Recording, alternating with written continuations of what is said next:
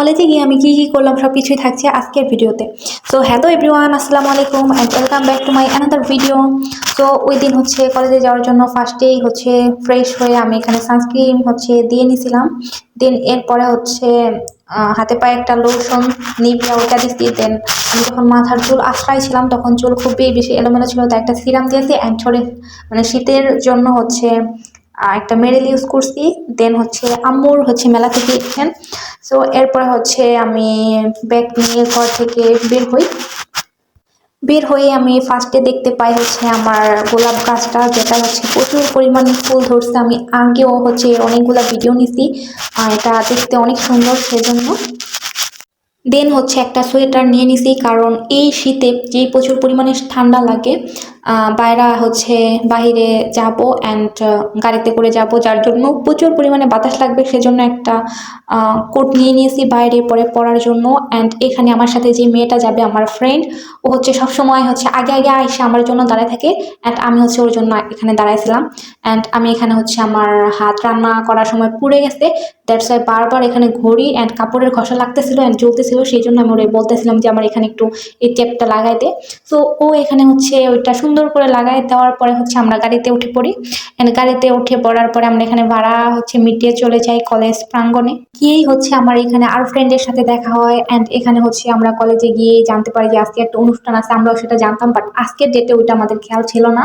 তো এখানে ছেলেরা র্যাকেট খেলতেছিল অ্যান্ড আমরা ওইটাই দেখতেছিলাম। অ্যান্ড আমরা এরপরে ক্লাস রুমে চলে যাই। অ্যান্ড রুমে চলে যাওয়ার পরেই আমরা দেখতে পাই দুইজন সেলিব্রিটি আপু এখানে টিকটক করতেছে। সো ওই ভিডিওটা আমি এখানে নিয়েছিলাম। অ্যান্ড রুমে ঢোকার পরে দেখতে পাই যে একটা হেলমেট কার জানি না, পাশের রুমে দেখতে পাই আরো দুইজন আপু এখানে ভিডিও করতেছে। অ্যান্ড একজন ক্যামেরা বা ফোন ধরে রাখছে। অ্যান্ড আমি এখানে ভাবতেছি যে আমার কেউ এরকম কোনো ফ্রেন্ড নাই কেন, যে আমি ভিডিও করার সময় ফোন ধরাইতে পারি না, ওইটাই আমি এখানে বলতেছিলাম। অ্যান্ড এরপরে আমরা 3 তলা থেকে পুরো সোজা ডাইরেক্ট নিচে নাইমা পড়ি। অ্যান্ড এখানে ফার্স্টে দেখতে পাই যে খেলা শুরু হয়ে গেছে। সো এখানে স্যার বা হেড টিচার, প্রিন্সিপাল, তারা ভাষণ দিতেছে, ওইগুলোই শুনছি। শোনার পর খেলা শুরু হয়েছে। অ্যান্ড এখানে অনেক মেয়েরা অংশগ্রহণ করছে অ্যান্ড পাশে ছিল ছেলেরা। তো এখানে ফার্স্টে খেলা ছিল লুডো, দেন দাবা, ক্রাম অ্যান্ড ছিল র্যাকেট। সো ওইগুলা দেখলাম, দেখার পরে অনেক সময় হয়ে গেছে। দেন আমরা কোনো কিছুতে অংশগ্রহণ করে নাই, দ্যাটস ওয়াই আমি আমার ফ্রেন্ডে বলতেছি চল বাড়ি চলে যাই। সো বাড়ি যাওয়ার সময় আমরা এখানে ঝালমুড়ি কিনে খাইছি, বিকজ অনেক পরিমাণে ক্ষুধা লাগছে।